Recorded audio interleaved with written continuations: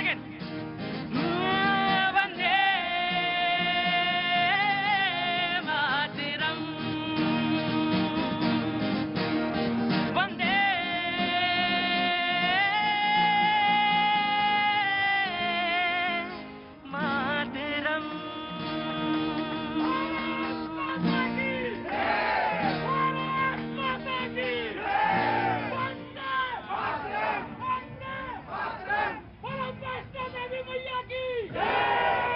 बहुत बहुत शुक्रिया, थैंक यू सो मच।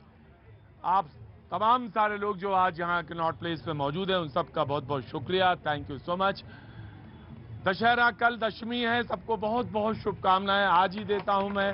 बहुत बहुत शुक्रिया जी, थैंक यू सो मच, बहुत बहुत शुक्रिया। कल विजय दिवस है और उसको विजयदशमी, और उसको उसी तरह से, उसी दृष्टि से, उसी दृष्टिकोण से देखना चाहिए। तमाम सारी चीजों जो आपके जीवन में है उनका शमन होना चाहिए, उनका हटाना चाहिए। ऑफ कोर्स कल मेरा शो होगा, बिल्कुल होगा, मुझे कहां छुट्टी मिलेगी। तो आपसे बंधा हुआ ना डोर, हमारी आपसे ही बंधी हुई है, तो आप आएंगे तो मैं भी आऊंगा। बहुत बहुत शुक्रिया, थैंक यू सो मच। आज का जो मुद्दा है, जो आज का जो शो है, वो तो अपने जगह है ही है, उसका अपना पॉइंट्स हैं। कश्मीर पे, जम्मू कश्मीर पे बात होगी और वहां से तमाम सारी बातें, तमाम सारे इश्यूज निकलेंगे। लेकिन आज की जो बातचीत है वो हम आपसे ही शुरू करेंगे।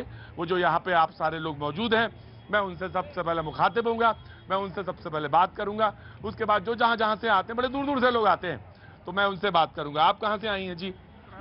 करोल बाग से, तो बहुत पास से ही आई हैं। हाँ जी, तो कैसे आना हुआ इधर? आपका शो देखने के लिए आया, खुश हो गया मन। बस बस यही होना चाहिए, बहुत होना चाहिए। और आप कहां से आई? पटना से। ओ, तो कैसे आना हुआ इधर? बस ऐसे ही घूमने। बहुत अच्छी बात है, तो एंजॉय करिए शो को। अगर कभी मानो जी, यहाँ तो आपका प्रोग्राम देखने के लिए आया जी, बहुत अच्छी बात है। यहाँ प्रोग्राम देखिए, एंजॉय करिए। अगर आपको कुछ अच्छा लगे, कुछ आपको लगता है कि मुझे बोलना चाहिए देश समाज और उन तमाम सारी चीजों के लिए जो अखरती हैं, जिनको नहीं होना चाहिए, या वो चीज जो अच्छी है वो उसको इलाबोरेट करना चाहिए, उसको विस्तार देना चाहिए, जरूर बोलिए। आपका शोर है, आपका प्लेटफॉर्म है, जरूर बात करिए। बहुत बहुत शुक्रिया। क्या नाम है आपका? संतोष कुमार। संतोष जी, आपका? रवीना। रवीना, बहुत बहुत शुक्रिया। और आपका? वेदिका। वेदिका। वेदिका, बहुत बहुत शुक्रिया। और कहाँ से आए भैया? बुलंदशहर से। बहुत दूर से आ गए, बगल से ही तो है, बुलंदशहर से। अरे जब आ रहे थे तो कोई बालूशाही ले आते वहां से, खाली यहाँ आ गए? बालूशाही मिली नहीं सर। बालूशाही मिली नहीं? तुम भी मेरी ही तरह आदमी हो। बहुत बहुत शुक्रिया, थैंक यू सो मच। कहाँ से आना हुआ? एमपी। एमपी में कहाँ से? शहडोल, जिला शहडोल। शहडोल से। ओ, कैसे हैं आप? आप भी शहडोल से? मैं अनूपपुर से हूँ। अनूपपुर से। जी जी, बहुत अच्छी बात। कैसे आना हुआ इधर? इधर अभी यहाँ दिल्ली घूमने आए। आपका प्रोग्राम आप तो टीवी में देखते हैं, बड़ा अच्छा लगा, लेकिन आप यहाँ पे मिल गए तो हमें सौभाग्य हो गया। हाँ हाँ, नहीं नहीं, मेरा सौभाग्य होता है जब आप मिल जाते हैं। वैष्णो देवी दर्शन करने जा रहे हैं। वैष्णो देवी दर्शन करने जा रहे हैं।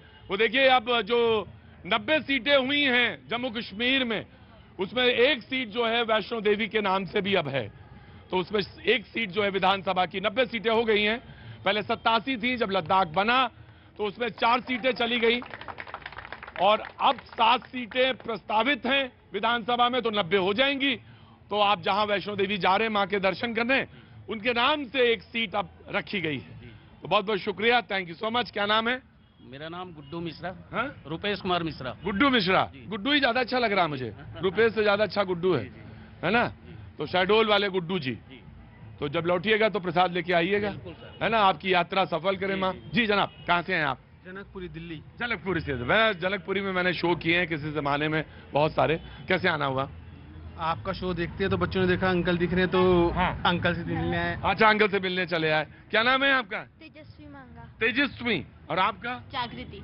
जागृति। जागृति। तो जागृति क्या कर रही हैं आप? मैं 11th में हूँ। 11th में। और आप? 4th। 4th में। तो कुछ कहना है आपको जागृति? किस बारे में जी? किसी बारे में भी आपको जो अच्छा लगता है वो बोलना है तो बोलिए, नहीं तो थोड़ी देर वेट करिए, उसके बाद जब मन करे तब बोलिएगा, है ना?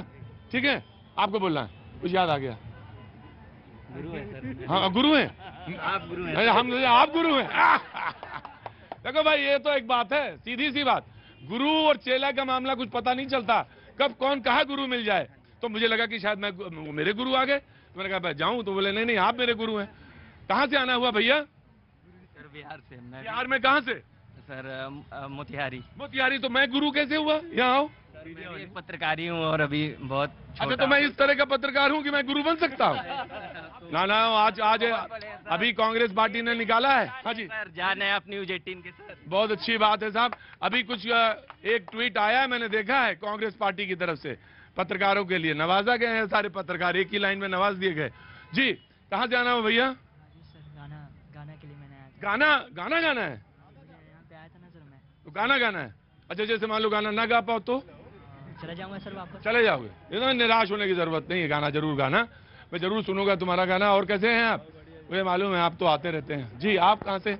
मोतिहारी बिहार। मोतिहारी बिहार। बिहार ना हो तो मजा नहीं आता फिर। जी, कैसे हैं? जी अच्छे हैं, बहुत कहाँ से आए आप? मुजफ्फरपुर बिहार। मुजफ्फरपुर बिहार। देखिए, बिहार के लोग बहुत अच्छा मिलते हैं मुझे अक्सर। जी, मैं आया। हाँ जी, हमसे तो किसी ने पूछा ही नहीं। बताइए, कहाँ से हैं आप? हम तो दिल्ली जनकपुरी से ही हैं। दिल्ली जनकपुरी से? वो पूछा तो जनकपुरी वाले खड़े तो हैं वहाँ पे। जय हो। बस गया, यही है। तो जनकपुरी से आए हैं आप, तो मैं आपसे भी बात कर लूँ। और हैदर भाई कैसे हैं?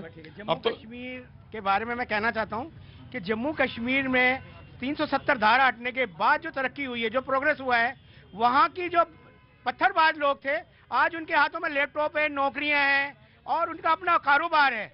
और विपक्ष जो है वो उसको अभी भी जो है वो गलत नजर से पेश कर रहा है। तो मैं कहना चाहता हूं कि कांग्रेस या विपक्ष, दूसरी जो पार्टियां हैं, वो इस तरह की राजनीति ना करें। बहुत अच्छी बात है, आपने तो सारा शो ही खत्म कर दिया मेरा। मैं सोच रहा था 1 घंटा रहूंगा, लेकिन इन्होंने समेट दिया एक ही लाइन में सारा शो। कहाँ से आए साहब आप? कुरुक्षेत्र। कल आए थे आप? नहीं, कल। अच्छा, कल कोई और होंगे। आपको देख के जो है हाँ, मैं रुक गया। मैं कह रहा हूँ 3 ही चीजें हैं देखने के लिए, दिल्ली में रह गई हैं। नॉर्थ ईस्ट आया हूँ। नॉर्थ ईस्ट दीमापुर से। नॉर्थ ईस्ट दीमापुर से? ओह, क्या बात है, बहुत अच्छा है नॉर्थ ईस्ट। तो कभी मेरा मौका लगे तो मैं दीमापुर जाऊं जरूर, लेकिन मैंने कभी शो नहीं किया दीमापुर में। नॉर्थ ईस्ट में बहुत कम शो किए हैं, लेकिन ऑफ कोर्स मैं जाना चाहता हूं। कैसे हैं आप? बहुत बढ़िया। बहुत बढ़िया। कैसे आना हुआ इधर? सर नवमी घूमने आया था सर। 9वीं के लिए आए थे। और आप कहाँ से हैं? मैं वैसे देहरादून से, बट अभी उत्तम नगर से आई हूँ। उत्तम नगर से आए। बहुत अच्छा, सबको बहुत बहुत शुभकामनाएं। जी, मैं नाराज नहीं होता और ना मैं नाराज हूं आपसे, लेकिन मैं रोज एक ही आदमी से नहीं पूछता, लेकिन मैं आपको वेट करना पड़ेगा। आपने सोचा कि पहले ही दिन मेरी लॉटरी लग गई तो आप मुझसे रोज पूछेंगे? नहीं, रोज नहीं पूछेंगे। अब हम जैसे एक बार पूछा तो 5 साल में एक बार चुनाव होता है ना। मैं पूछूंगा, लेकिन आपको वेट करना पड़ेगा sir. You have to wait. मैं बहुत जल्दी नहीं। तो जो मेहमान हमारे साथ मौजूद है, मुझे आ गया भाई राजेश जी, हमारे जो प्रोड्यूसर है ना, वो बहुत परेशान करते हैं मुझे। कह रहे भाई कितनी देर बात करेंगे, अब बज गए 6:06 हो गए, कम से कम तारुफ ही करा दीजिए। मैंने कहा चलिए साहब, तारुफ करा देते हैं, परिचय करा देते हैं। शिवम छाबड़ा साहब बीजेपी का पक्ष रखने के लिए मौजूद है, बहुत बहुत शुक्रिया, thank you so much. Amrish Ranjan ji Congress का पक्ष रखने के लिए हमारे साथ मौजूद है, बहुत बहुत शुक्रिया, thank you so much. Vittal Chaudhary Kashmiri Pandit कुछ देर में हमारे साथ मौजूद रहेंगे, बहुत बहुत शुक्रिया। सूर्या मैथिल जी हमारे साथ मौजूद हैं, बहुत बहुत शुक्रिया, थैंक यू सो मच। हाजी नाजिम खान साहब पीस पार्टी से हमारे साथ मौजूद हैं, हाजी साहब बहुत बहुत शुक्रिया, थैंक यू सो मच। हाफिज गुलाम सरवत साहब हमारे साथ मौजूद हैं AIUMM से, बहुत बहुत शुक्रिया, thank you so much. Rahul Lal हमारे साथ पत्रकार, बहुत बहुत शुक्रिया, thank you so much. Pankaj ji बैठे हैं, बहुत बहुत शुक्रिया, थैंक यू सो मच। और वो तमाम सारी जनता जो मौजूद है। मुद्दा मैंने पहले ही बता दिया, मुद्दे पे बातचीत का सिलसिला जोड़ना है। अमित शाह जी ने जब अपनी आज रैली करी तो उन्होंने एक बात बोली, 370 के हटने के बाद मोदी सरकार ने युवाओं को पत्थर नहीं लैपटॉप थमाया है, और ये इस तरफ इशारा है कि तब्दीली जो है कश्मीर में देखी जा रही है। ऑफ कोर्स 1 by 1 वितल भाई, मैंने आपका इंट्रोडक्शन दे दिया था, मैंने कहा वो आ ही रहे होंगे। बहुत बहुत शुक्रिया कश्मीरी पंडित जी।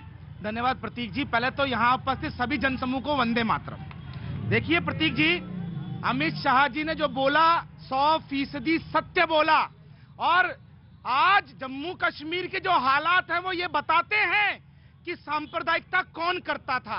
आप देखिए, दशकों तक दलितों के नाम पर राजनीति करने वालों ने कभी जम्मू कश्मीर में मेरे भाइयों के प्रति कोई संवेदना व्यक्त नहीं करी। 370 हटने के बाद, 35 से हटने के बाद आज वहां पर जो मेरा दलित समाज है उसको उसका अधिकार, उसको आरक्षण का अधिकार मिलेगा। पहली चीज। दूसरी चीज, ये बातें करते हैं ना महिलाओं के नाम पे। अरे नरेंद्र मोदी जी वो व्यक्ति हैं जिन्होंने बिगर पक्षपात किए, बिगर धार्मिक चश्मे को पहने हुए सबका साथ सबका विकास एक ही सांस में बोलते हैं। इनकी जो खूबी है वो ये कि एक सांस में ये सारी चीजें बोल सकते हैं। 20 सेकंड अभी रह गई, सांस अभी अटकी है। 20 सेकंड की सांस अभी अटकी है। सांस इनकी बाहर निकालें या वही अटकी रहने दें, जनता तय करेगी। आ गया मैं हुजूर आली, आ गया। देखिए वहाँ की बहन बेटियां जो मेरी भी बहन बेटी, हाँ 370 हटने के बाद वहाँ क्या तब्दीली आई है? वहाँ पत्थर फेंके जाते थे, कहाँ वहाँ जो गुंडागर्दी होती थी वो कहाँ है? बताइए कहाँ? अभी डीजी का गला रेत का मार दिया गया। ये क्या, ये तब्दीली है? आपने जिस आधार पे वहाँ पे जम्मू कश्मीर के अंदर 370 हटाई, वो वहाँ तब्दीली कहाँ आई है? जो पहले थी वो आज भी है। आप जो हवाई जुमले की बात करते हैं वो गलत है। आप मोदी जी की जो विचारधारा है, जुमलेबाजी को आप बढ़ावा दे रहे। 370 हटने से जम्मू कश्मीर का विकास नहीं हुआ।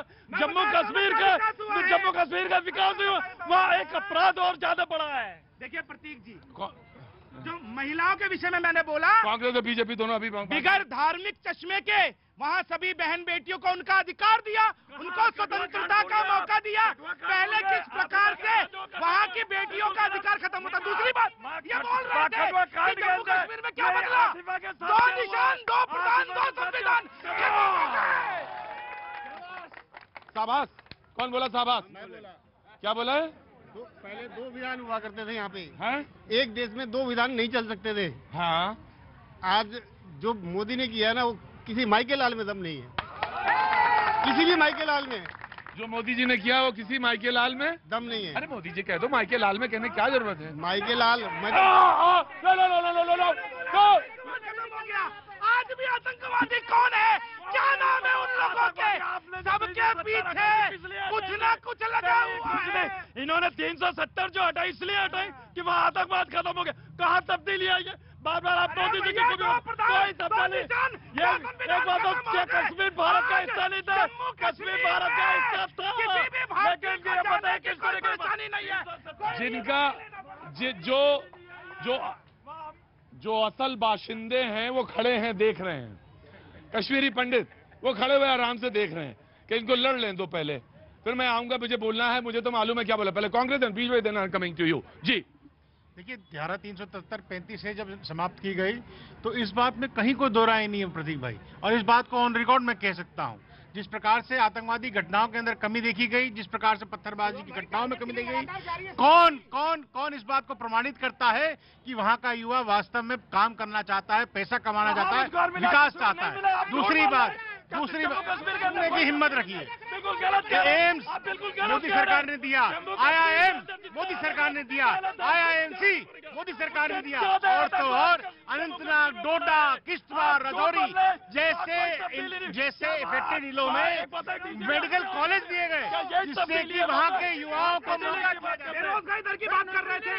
32% आज की डेट में बेरोजगारी दर है। 60% थी पहले 60% थी, आज 32% है। जम्मू कश्मीर देश के उन बड़े राज्यों में है जहाँ पे कि सबसे ज्यादा बेरोजगारी दर है, सेकंड नंबर पे आ रहा है भारत में।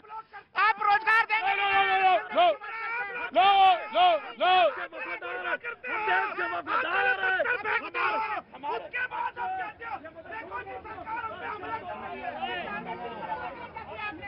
और कैसे आना हुआ इधर? सर घूमने आया था बस। चलो हमको भी ले चलो यार, कहाँ जहाँ घूमने जा रहे हो वहीं हमको भी ले चलो। कहाँ घूमने जा रहे हो? सर बस वापस घूमने आया था। मैं अच्छा हूँ, खड़े रहिए, मैं आ रहा हूँ। जी कैसे हैं आप? बस बढ़िया हूँ सर। बढ़िया हो ना? कहाँ जाओगे घूमने? अभी राजीव चौक आया था। और राजीव चौक के बाद किधर जाओगे? अब वापस रूम पर जाऊंगा। चलो घूमने कह रहे थे अभी तो। चलो मिले चलो, इतना हल्ला मचा दे भाई, हल्ला ना मचाओ, इतना ज्यादा हल्ला ना मचाओ। जरा हम कमिंग टू यू। बार बार मुस्लिम समाज को टारगेट कर रहे हैं बात में। जम्मू कश्मीर के अंदर एक समुदाय को आतंकवादी बताते, इनके अल्फाज तो देखिए 370 के अल्फाज नहीं। आपने बोले आप वीडियो देख सकते हैं, आप वीडियो देख सकते हैं। आपने अपना विरोध करने वाला आपने आतंकवादी बताया, गलत बात है।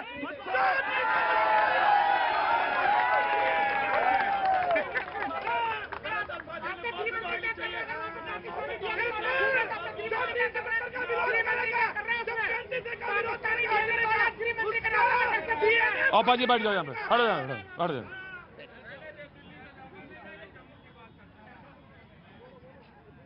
चले उठे करें डिबेट भाई। चाहिए, इनको माफी मांगनी चाहिए। इन्होंने एक समुदाय को टारगेट करके बार बार आतंकवादी की समुदाय को टारगेट किया। इनसे पूछिए ना मैंने क्या कहा।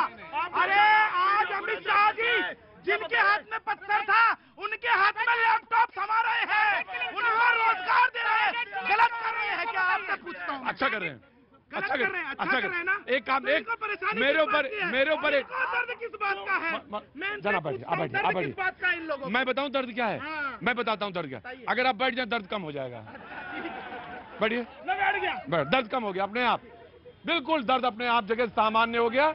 मुझे कोई डोलो, क्रोसिन, पैरासीटामोल, कोई दवा की जरूरत नहीं। अरे अपने आप हो गया। आप बैठिएगा। Congress and then I am coming to you. जी पहले तो मैं आ रहा बेटा, आ रहा। मैं निवेदन करूंगा तमाम साथियों से कि किसी के बोलने के समय मैं बोलता नहीं हूं, तो मुझे भी अनइंटरप्टेड कुछ समय बोलने दिया। बिल्कुल बोले, आप बोले। वर्तमान जब हम कांग्रेस के प्रवक्ता, जब हम वर्तमान देखते हैं तो थोड़ा हमें पीछे भी देखना चाहिए। मुझे समय दीजिएगा, पीछे भी देखना चाहिएगा। मैं अपने पॉलिटिकल स्टेटमेंट से पहले एक लाइन बोलूंगा। हाँ जरूर। कि तुमने खुद ही अपने हाथों आग लगाई है। तुमने खुद ही अपने हाथों आग लगाई है और पूछ रहे हो इस विनाश का कौन उत्तरदायी है। हिंदुस्तान में हमारा जो शीर्ष है वो कश्मीर है। आप तमाम दोस्तों से मैं बोलना चाहूंगा कि हिंदुस्तान कश्मीर से पंडितों का पहला पलायन कब हुआ था? वो साल था 90 जिसमें 89। कांग्रेस के प्रवक्ता है, हिस्ट्री के लेसन भी नहीं है। 1986, 1947, 1967, 1966, 1962, 1989, 1990, 2000। मैंने कहा जिनका मसला है, जिनके पास घाव है, घाव भी कहां है? यहां है। मैं आ रहा। Of course Congress will speak uninterrupted for 2 minutes he will speak. Of course I will give you, but of course I will give you the justice will be. I not interrupted in any statement.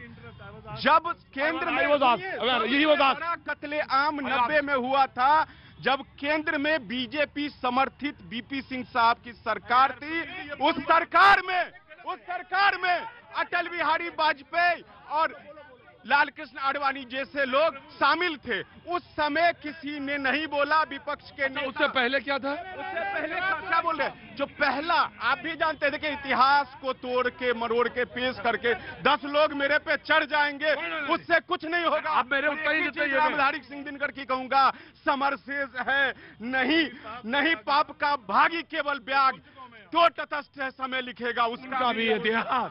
ये पिछली बार मैं आया था, बोल चुका हूं मैं दिनकर जी की। यार मुझे ना आपसे सॉरी यार, नहीं आप आपके समय नहीं गया था, अभी भी नहीं जाऊंगा। आप मेरे को सिर्फ एक प्रश्न का उत्तर दीजिए कि वीपी सिंह की सरकार कौन से महीने में 1989 में बनी थी? आप देखिए 1989 महीना तो मुझे भी याद नहीं है। नहीं याद है ना, तो आप याद करके आइए। दिसंबर में बनी थी। उससे पहले आप ही की सरकार थी। और पहली जो एक मिनट पहली जो कश्मीरी पंडित औरत टेररिज्म से मरी थी, प्रभावती, वो मार्च 1989 में कांग्रेस फारूक अब्दुल्ला की सरकार थी, तो मरी थी। तो ठीक है, आप छोड़ दीजिए। केंद्र में किसकी सरकार थी? कांग्रेस, राजीव गांधी, 1989 मार्च। अरे आप कांग्रेस के प्रवक्ता हैं, पढ़ के तो आइए।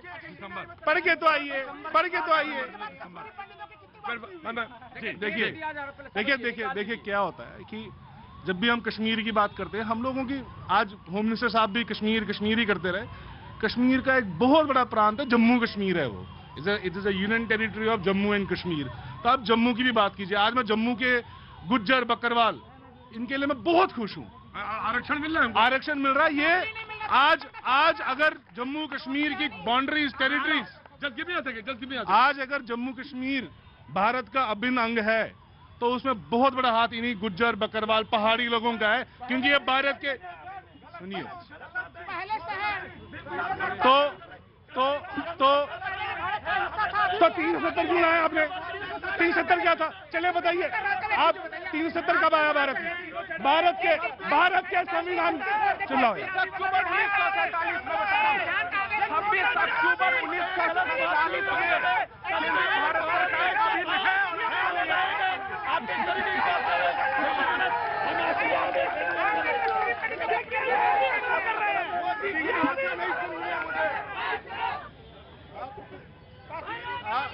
आप देखिए, अब मुझे कांग्रेस के प्रवक्ता मैं भारतीय हूं, मुझे ये उनके सामने प्रूव करना है। मेरी पूरी पीढ़ियां भारत की सभ्यता, भारत की अस्मिता के लिए अपने कुर्बानियां देती आई हैं। मुझे कोई सर्टिफिकेट आपसे नहीं चाहिए, ठीक है? आप सुनिए, भारत का अभिन्न अंग। आप ये नौटंकी कम कीजिए, बात सुनिए आराम से, खड़े रहिए। तो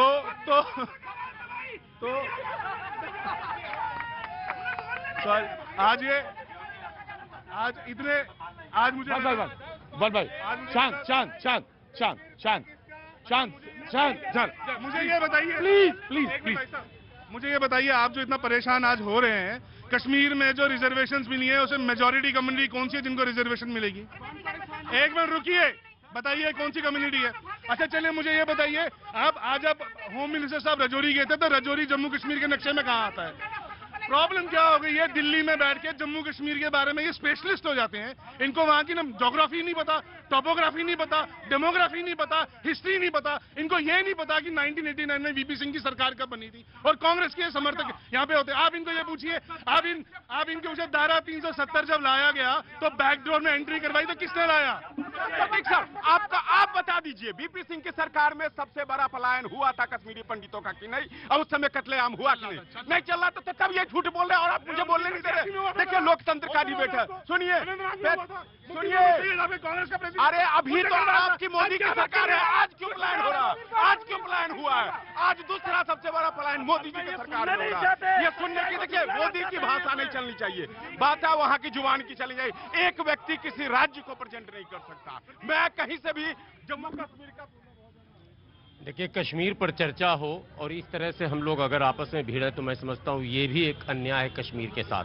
कश्मीर के विषय में जहां राजनेताओं को, सरकार को संवेदनशील होना चाहिए, वहां आम जनों को भी संवेदनशील होना चाहिए। एक बात जो कई बार भाजपा के पक्ष से कहा जाता है या उस तरह के जो विचारधारा जिसकी बात होती है, एक विधान एक संविधान, वो एक अलग विषय है। 370 है तो 371 भी है, उस पर भी चर्चा होनी चाहिए और हमें लगता है कि अब वो समय आ गया कि उस पर भी चर्चा हो जाएगा। लेकिन एक बात ईमानदारी से ये कहनी होगी कि भारतीय जनता पार्टी ने टेक ओवर जब किया कश्मीर को पूरी तरह से, महबूबा से रिश्ता छिन्न होने के बाद, तो एक नई क्रांति आई। और जो बात इन्होंने अभी बक्करवाल की अभी राज्यसभा से चुने गए गुलाम अली खटाना, जरा फारूक अब्दुल्ला साहब बतावे, परिवार की बात अभी हो रही ना, 3 परिवार, फारूक अब्दुल्ला साहब जरा बतावे कि उनके शासनकाल में उनके अब्बा हुजूर से लेकर बेटा हुजूर 3 पीढ़ी हो जाए, बक्करवाल को कभी विधानसभा में कोई मंत्री। जनाब आली, डिबेट जरा बड़ी है, बोलने वाले लोगों से मैं गुजारिश करूंगा कि आज बैठ के ही बोले, खड़े होकर आगे ना आए तो ज्यादा अच्छा है। वक्त छोड़े से ब्रेक का, ब्रेक के बाद मैं फिर हाजिर होता हूं। वंदे मातरम, वंदे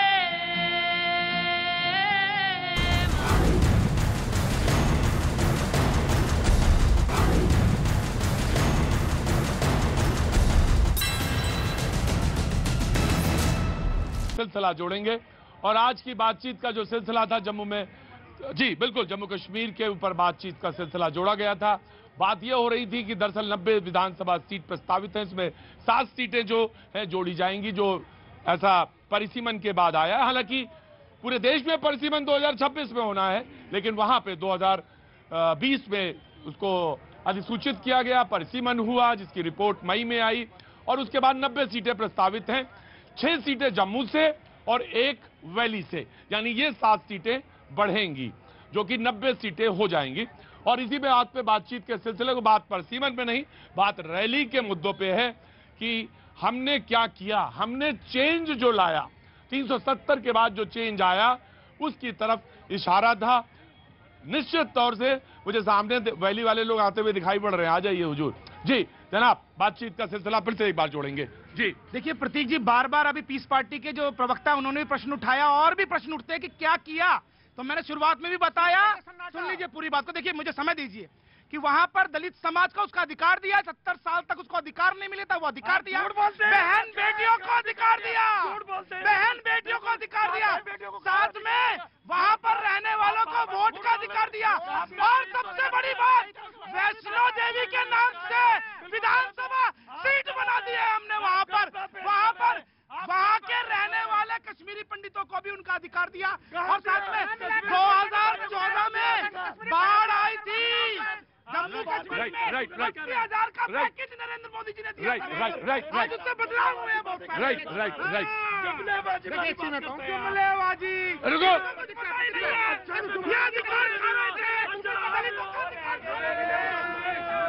तिरंगा फहराने पर लाठी मारते थे, तिरंगा फहराने पर लाठी मारते थे।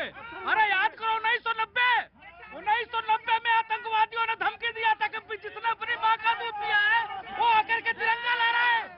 नरेंद्र मोदी बम बारूद के बीच में जाकर के भारत का तिरंगा ले रहा था। हिंदुस्तान को आपने ऐसे फंसाया है। मैं पूछना चाहता हूँ, कश्मीर से भारत को प्रतीक जी बोले वंदे मातरम जाके सुना दे। ये वंदे मातरम जाके सुना दे। ये लोग हाथ में तिरंगा पकड़ के दिल में पाकिस्तान लेके घूमते हैं।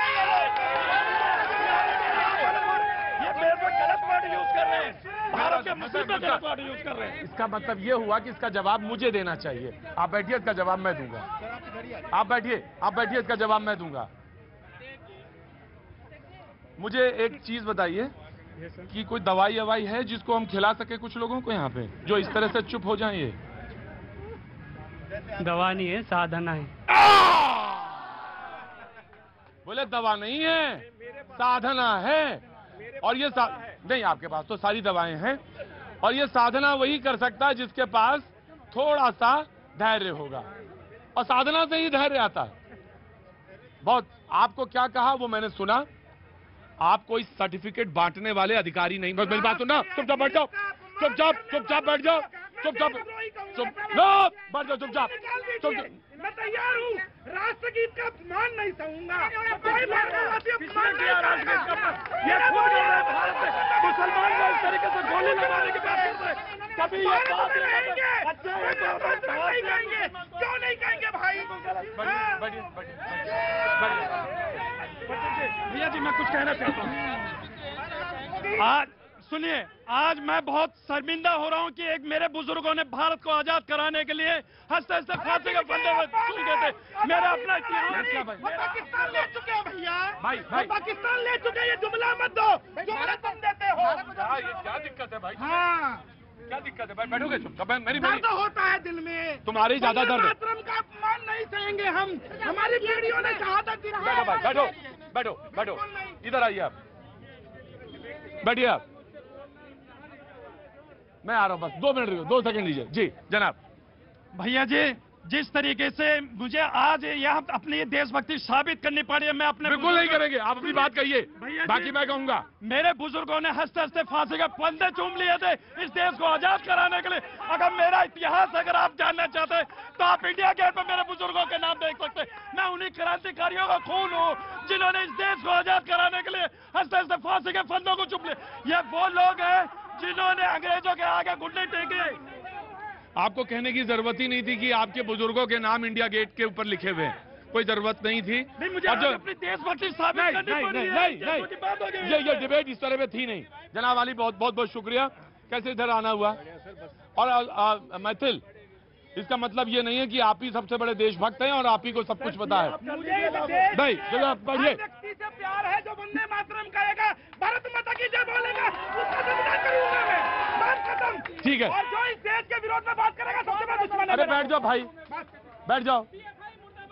हाँ ठीक है। कौन बोला PFI मुर्दाबाद? बहुत अच्छी बात है, बहुत अच्छी। वो जो बैन है तो बैन है। जी जनाब अली, कैसे हैं? बढ़िया सर। बस जी सब कहेंगे भारत माता की, क्योंकि मैं इन भाई साहब से ज्यादा कश्मीर के बारे में जानता हूं, क्योंकि मैं कश्मीर से ही हूं। और इनको मैं जरा जवाब देना चाहता हूं कि जब से मोदी जी ने सरकार संभाली है इस 5-8 साल में, कि कश्मीर में जो पत्थरबाजी थी, मिलिटेंसी थी, खत्म हो चुकी है। और इतना डेवलपमेंट इतना डेवलपमेंट हमारे जम्मू कश्मीर में हो रहा है जो 70 साल में नहीं हुआ, और हमें कांग्रेस ने जितना लूटा था 70 साल में लूट चुके हैं। अब ऐसा आगे नहीं होने देंगे भाई साहब, सीधी बात है। इनको कश्मीर आना चाहिए, इनको देखना चाहिए कि हमारे रोड देखना चाहिए। देखिए, अब बेरोजगारी का मसला जरूर है, हमारे पास है। हमारे पास इस वक्त जम्मू कश्मीर 15 से 20 लाख के करीब बच्चे जो पढ़े लिखे हैं, जो बेरोजगार हैं, उनकी तरफ सरकार ध्यान दे रही है। इंशाल्लाह जो हमारी एलजी सरकार है, जो बीजेपी सरकार है, इंशाल्लाह आने वाले समय में उनका भी पूरा होगा इंशाल्लाह। लगभग मेरे पास जो आंकड़े हैं वो 76 लाख कहते हैं कि वोटर हैं इस वक्त। 76 लाख वोटर हैं। नए बदलाव के साथ 98 लाख वोटर्स हो जाएंगे जिनकी उम्र 18 साल से ऊपर है। 15 सितंबर से लेके कोई 22 अक्टूबर तक की डेट है जब तक सारे लोगों को इनरोल कराना है वहां पे। सवाल ये है इस बात का कि जो बदलाव, जो बयार, जो हवा जम्मू कश्मीर में बह रही है वो चुनाव की तरफ बिल्कुल नजदीक पे खड़े हैं। अब सवाल ये है कि जो बदलाव हैं वो सामने हैं।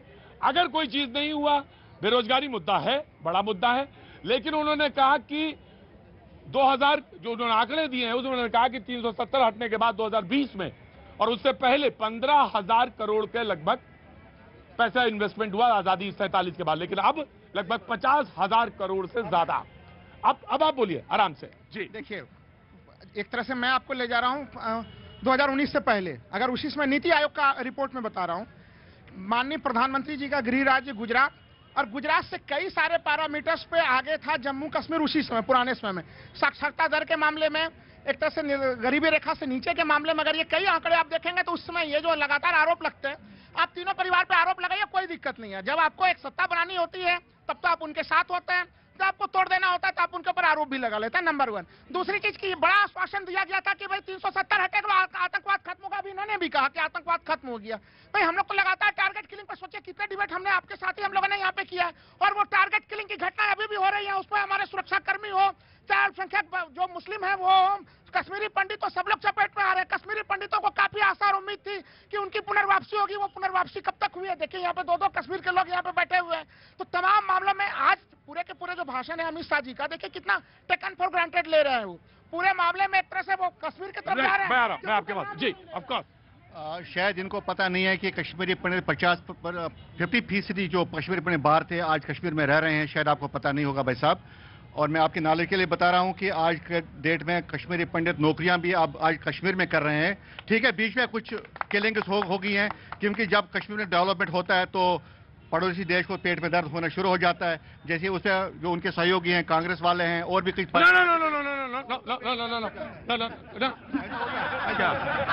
नहीं, पहली तो इस डिबेट में आप किस हिसाब से कांग्रेस को सहयोगी बोले? मैं बताता हूँ।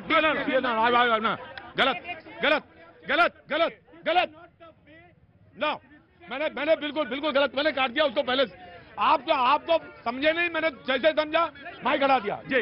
नो नो, गलत गलत गलत गलत गलत गलत गलत गलत गलत जी, खत्म जी।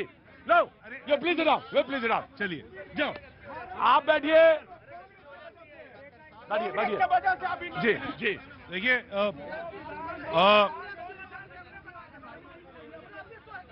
कश्मीर में भाई बैठिए जी। मैं आ रहा, मैं आप जब तक रिएक्ट करते मैं रिएक्ट कर चुका था सर, मैं रिएक्ट कर चुका हूं।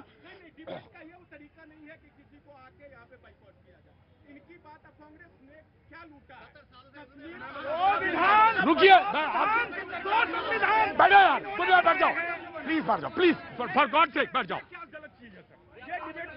इस डिबेट के लिए मत बुलाया कि आपको आपका सम्मान करता हूं बोले दीजिए। मैं इस तरीके के बयान का मैं खिलाफत करता हूं। अब आप सेकंड रुकिए, उसके बाद जवाब दीजिए। आप बैठे रहे, मैंने तुरंत रिएक्ट किया, आप नहीं वो रिएक्ट कर पाए। बस फर्स्ट पर्सन जो रिएक्ट किया जी। दो तीन आपको आना, देखिए किसी को आना हो आइए जी। कांग्रेस के बारे में थोड़ी देर में बताता हूं कि कांग्रेस ने कैसे साथ दिया पाकिस्तान का, वो बताता हूं। थोड़ी तथ्य हम थोड़ा ठीक करेंगे। कश्मीर में कश्मीरी पंडितों के बारे में बात हुई। कश्मीरी पंडित, देखिए एक बात मैं बहुत अच्छी तरह से कहना चाहता हूं। देख, आपको सुन का दो टुकड़ा कर दिया कांग्रेस, दिखाने की हिम्मत है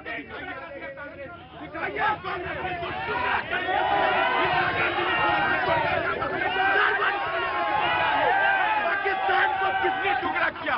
पाकिस्तान को किसने टुकड़ा किया? 2 टुकड़ों में बांटा है। किसने किया? पाकिस्तान को बनाया किसने? किसने बनाया पाकिस्तान को? किसने बनाया पाकिस्तान को? अंग्रेजों ने मुस्लिम लीग और आरएसएस एक साथ सत्ता चला रहे थी। सुनिए, शांति बोलिए आपने। मुस्लिम शांति नहीं, यहाँ पे आइए, यहाँ ये सुनिए मेरी बात। प्लीज डू नॉट डिक्टेट मी। क्या नो, इन्होंने कहा कौन बनाया पाकिस्तान? नो, राहुल क्या कर रहे हैं आप? पढ़े लिखे आदमी आप। Do not. हाँ जी, इन्होंने कहा कौन बनाया पाकिस्तान? जब भारत की आजादी की लड़ाई हो रही थी, मुस्लिम लीग और आरएसएस जो हिंदू महासभा गहिबलिया कर रहे थे, 2-3 राज्यों में सरकार चला रहे थे, वो बोलेंगे मुझे? संघ वाले हमें दिखाएंगे राष्ट्रभक्ति की बात कर रहे हैं। अरे सर, कैसी बात कर रहे हैं? 2 टुकड़े। अब आपने बोलिए ना। अब नाउ यू प्लीज लिसन। अब now you please listen. Now ठीक, नाउ यू प्लीज लिसन। जी, विडंबना यही होती है कि ये कांग्रेस बीजेपी में डिबेट हो जाती है कश्मीर की, उसी में अटक जाती है। लेकिन कुछ तथ्य रखूंगा। उन्होंने बोला कि कश्मीरी पंडितों की वापसी, 15% कश्मीरी पंडित वापस आए। तो अरे सुनिए,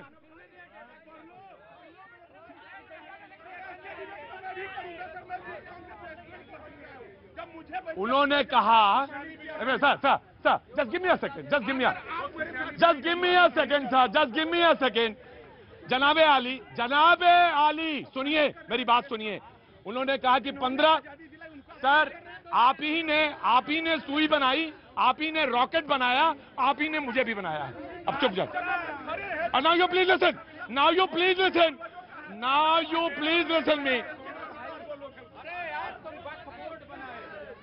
उन्होंने कहा कि 15%।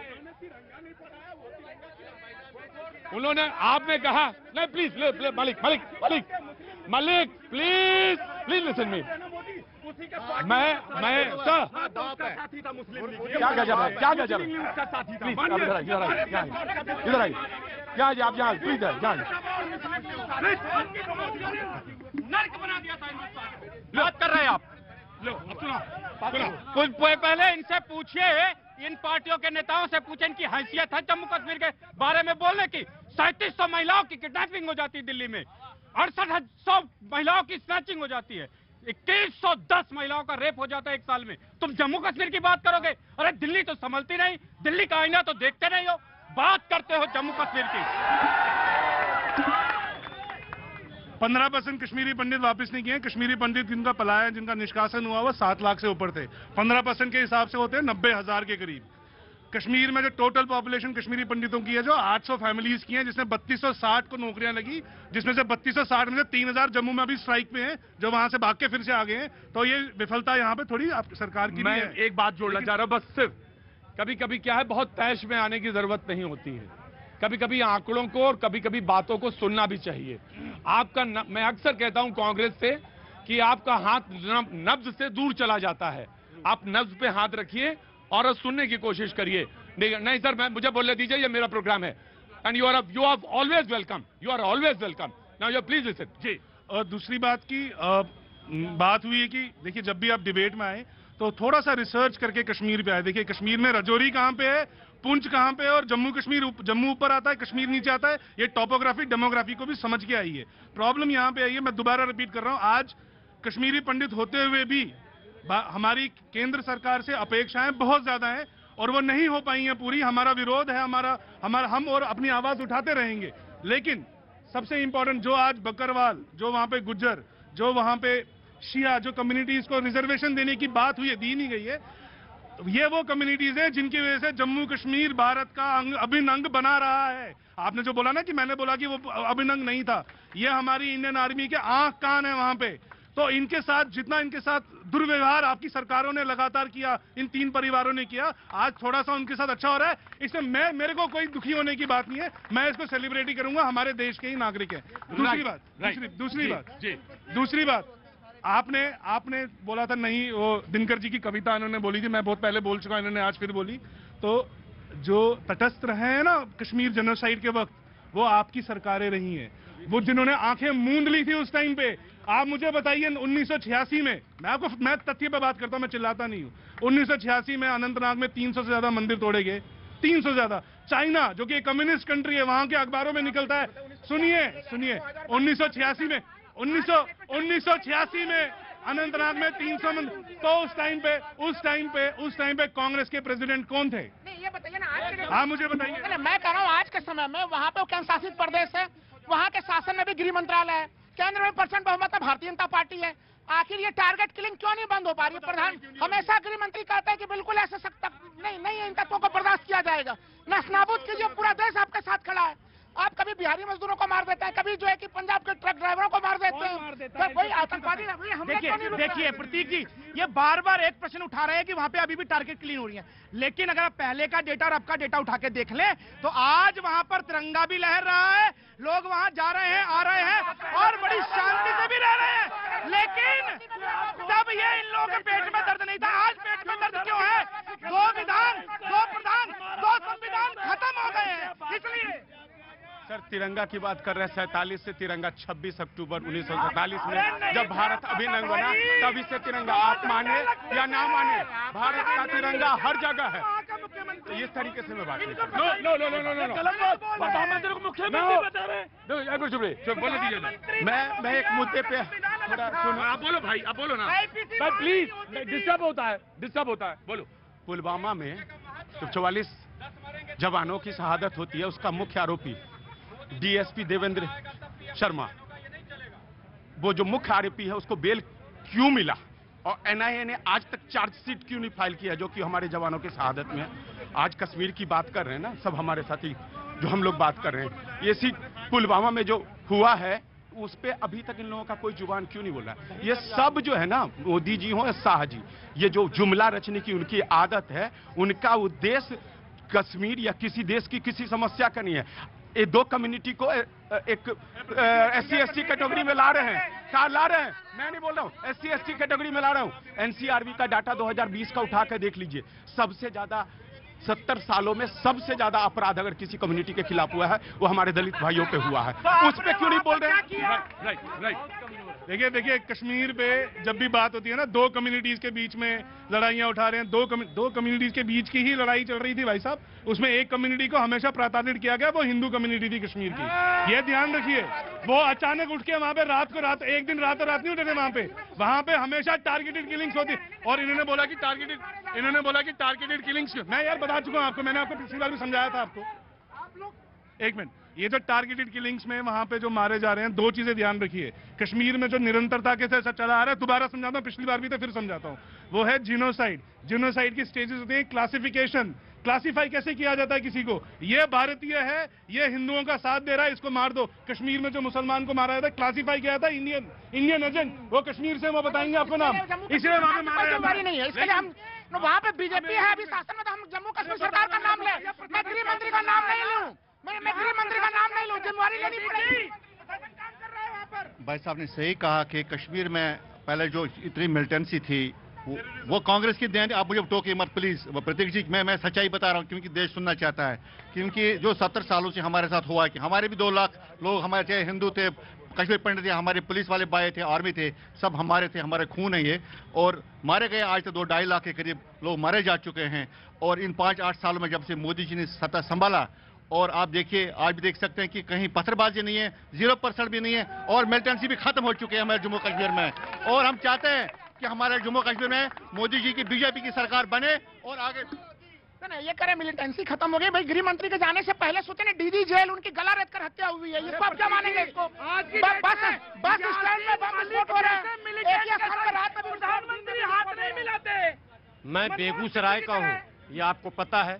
और रामधारी सिंह दिनकर जी, घबरा गया कि कहाँ है कुपवाड़ा? रामधारी सिंह दिनकर भी हमारे बेगूसराय के थे, कई बार जिक्र हुआ, इन्होंने भी जिक्र किया। तो रामधारी सिंह दिनकर के शेर के साथ ही खत्म कर दिया जाए। मुश्किलें दिल के इरादे आजमाती हैं, स्वप्न के पर्दे निगाहों से हटाती हैं, हौसला मत हार गिर कर ओ मुसाफिर, ठोकरें इंसान को चलना सिखाती हैं।